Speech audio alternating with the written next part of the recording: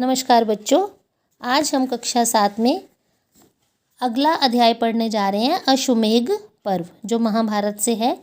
पिछले पर्व में हमने पढ़ लिया था कि श्री कृष्ण जो थे द्वारका लौट गए थे और द्वारका वालों ने जब अभिमन्यु की मृत्यु का समाचार सुना तो सभी लोग जो थे द्वारका के लोग उस शोक में डूब गए थे। अब आगे पढ़ते हैं। अश्वमेध पर्व। युधिष्ठिर ने अश्वमेध यज्ञ करने का निर्णय लिया। यज्ञ के आयोजन के लिए पर्याप्त धन की आवश्यकता थी। पांडव इस समस्या को लेकर चिंतित थे कि इतना धन कहाँ से आएगा। तभी महर्षि वेद व्यास ने उन्हें बताया कि बहुत समय पहले राजा मरुत, ये एक राजा का नाम है, राजा मरुत, उसने अश्वमेध यज्ञ किया था। यज्ञ की सफलता के बाद उसने प्रचुर मतलब बहुत अधिक मात्रा में धन और सोना दान किया था। ब्राह्मणों के द्वारा ले जाने के बाद भी जो धन और सोना बच गया था वह राजा मरुत ने हिमालय की ऊंची चोटियों के आसपास गाड़ दिया था। पांडव आचार्य धौम्य के साथ वहां गए और अपार संपत्ति लेकर लौटे, यानी वो खजाना पांडवों ने ढूंढ लिया, निकाल लिया। उत्तरा के पुत्र का जन्म। अब उत्तरा के पुत्र का जन्म कब हुआ और कैसे हुआ ये देखते हैं। अश्वमेध यज्ञ निकट था। द्वारका से श्री कृष्ण, सुभद्रा, प्रद्युम्न और कृतवर्मा हस्तिनापुर पहुंचे। उत्तरा के पुत्र का जन्म समय निकट जानकर सभी प्रसन्न थे। उत्तरा ने समय आने पर मृत पुत्र को जन्म दिया। पांडव कुल शोक में डूब गया। इसी बालक की प्रतीक्षा इतने दिनों से हो रही थी। सुभद्रा बेहोश होकर कृष्ण के चरणों में गिर पड़ी। द्रौपदी ने कृष्ण से प्रार्थना की कि वे उत्तरा के पुत्र को जीवित कर दें। श्री कृष्ण समझ गए कि अश्वत्थामा ने ब्रह्मशिरा अस्त्र के प्रभाव से मृत बालक की अश्वत्थामा ने ब्रह्मशिरा अस्त्र का प्रयोग किया था ना, तो उसका असर बालक पर पड़ा था और वह बालक मृत हो गया था गर्भ के अंदर ही। तो श्री कृष्ण समझ गए कि अश्वत्थामा के ब्रह्मशिरा अस्त्र के प्रभाव से मृत बालक पैदा हुआ है। उन्होंने बालक को गोद में लेकर कहा, मैंने सदैव ब्राह्मणों की सेवा की है, धर्म और सत्य का पालन किया है। मेरे पुण्यों के प्रभाव से ये बालक जीवित हो जाए। कृष्ण के मुख से ये शब्द निकलते ही बालक जीवित हो गया। चारों ओर हर्ष की लहर दौड़ गई। श्री कृष्ण ने बालक का नाम परीक्षित रखा। युधिष्ठिर का अश्वमेध यज्ञ। अब ये जो परीक्षित था वो अभिमन्यु का पुत्र था जो जीवित बचा था, जिसको कृष्ण ने जीवित किया था। युधिष्ठिर का अश्वमेध यज्ञ। महर्षि व्यास ने अश्वमेध यज्ञ का शुभ मुहूर्त निकाला। अश्वमेध की तैयारी होने लगी। एक श्याम वर्ण मतलब सांवले रंग का, काले रंग का घोड़ा चुना गया। घोड़े के मस्तक पर स्वर्ण पत्र बांधा गया। स्वर्ण पत्र यानी सोने से लिखा हुआ पत्र, जिस पर लिखा था, ये हस्तिनापुर के महाराज युधिष्ठिर के अश्वमेध यज्ञ का अश्व है। अश्व यानी घोड़ा है। जिस राजा को महाराज युधिष्ठिर की अधीनता स्वीकार न हो वे इस अश्व को पकड़े और महाराज युधिष्ठिर के साथ युद्ध करे। घोड़े की रक्षा अर्जुन कर रहे थे। उनका सामना करने वाला कोई न था। अश्व पहले उत्तर दिशा में गया, फिर पूर्व दिशा की ओर गया। त्रिगत राज्य में सूर्यवर्मा और केतुवर्मा तथा प्राग ज्योतिष के राजा वज्रदत्त ने घोड़ा पकड़ा। अर्जुन ने युद्ध कर उन्हें पराजित कर दिया। जयद्रथ के राज्य सिंधु में भी घोड़ा पकड़ा गया, क्योंकि जयद्रथ को अर्जुन ने मारा था तो उसके पुत्र ने भी घोड़ा पकड़ लिया कि मैं तो युद्ध करूंगा अर्जुन के साथ। अर्जुन ने युद्ध किया। जयद्रथ की विधवा तथा धृतराष्ट्र की पुत्री दुशाला ने अर्जुन से युद्ध ना करने की प्रार्थना की। अर्जुन का अपने पुत्र बभ्रुवाहन के साथ युद्ध। बभ्रुवाहन ने भी अर्जुन के साथ युद्ध किया। अर्जुन घोड़े के साथ मणिपुर पहुंचे। अब मणिपुर में जो राजा था उसकी पुत्री से अर्जुन का विवाह हुआ था, जिसको लेकर वो वहीं रुक गई थी अपने पिता के राज्य में ही, और बभ्रुवाहन उन्हीं का पुत्र था अर्जुन का। तो अर्जुन घोड़े के साथ मणिपुर पहुंचे। वहां अर्जुन के पुत्र बभ्रुवाहन शासन करते थे।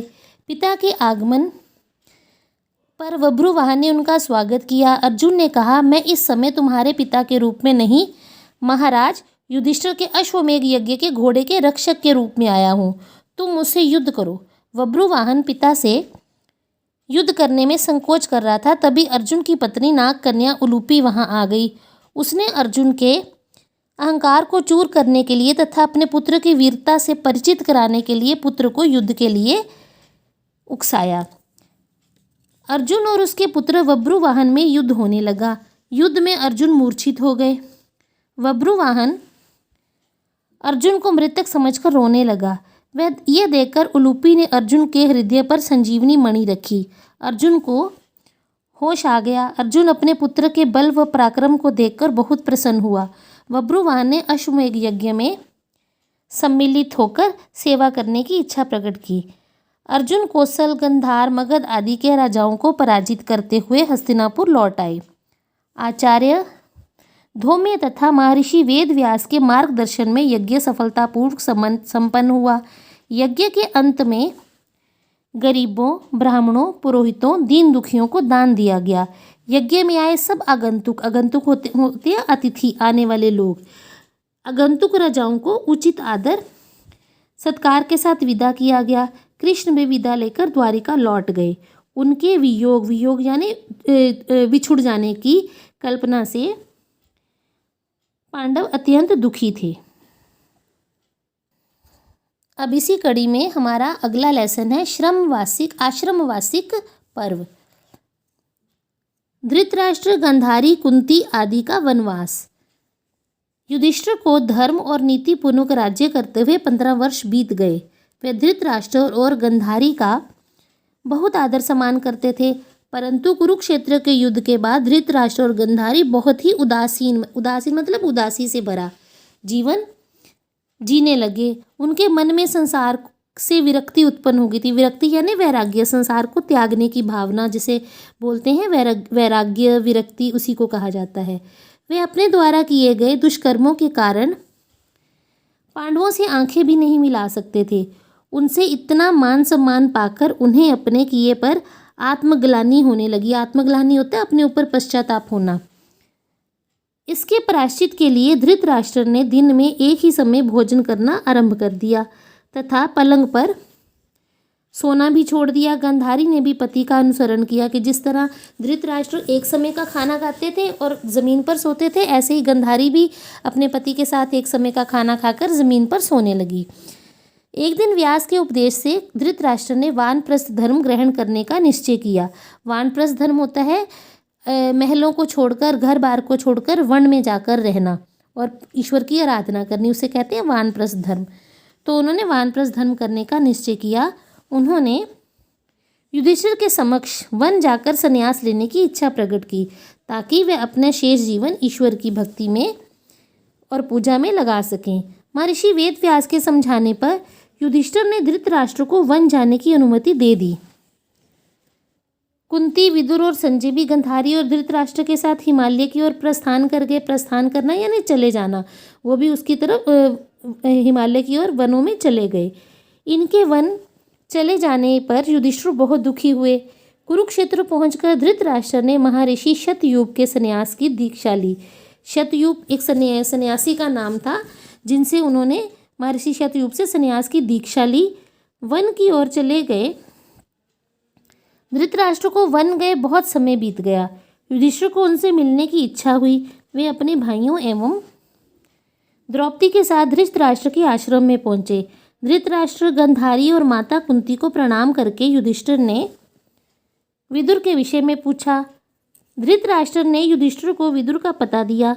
विदुर समीप ही तपस्यारत दिखाई दिए। तपस्यारत मतलब तपस्या में डूबे हुए, तपस्या में मग्न। युधिष्ठिर उनके पास पहुंचे। उन्होंने विदुर के पास पहुंचने से पहले ही विदुर प्राण त्याग चुके थे। उन्होंने उनका दाह संस्कार किया। धृतराष्ट्र ने सभी पांडवों को अपने राज्य वापस लौट जाने के लिए कहा। वे उन्हें प्रणाम कर हस्तिनापुर लौट आए। लगभग 2 वर्ष पश्चात देवऋषि नारद ने आकर बताया कि धृतराष्ट्र, गांधारी और कुंती की वन में लगी आग से जलकर मृत्यु हो गई। युधिष्ठिर ने गंगा तट पर जाकर उनका श्राद्ध किया। इस तरह वन में ही धृतराष्ट्र, गांधारी, कुंती तथा विदुर की मृत्यु हो चुकी थी। तो आज का अध्याय यहीं तक। इसके बाद हमारा पुस्तक अभ्यास कार्य शुरू होगा जिसे हम साथ में करेंगे। धन्यवाद।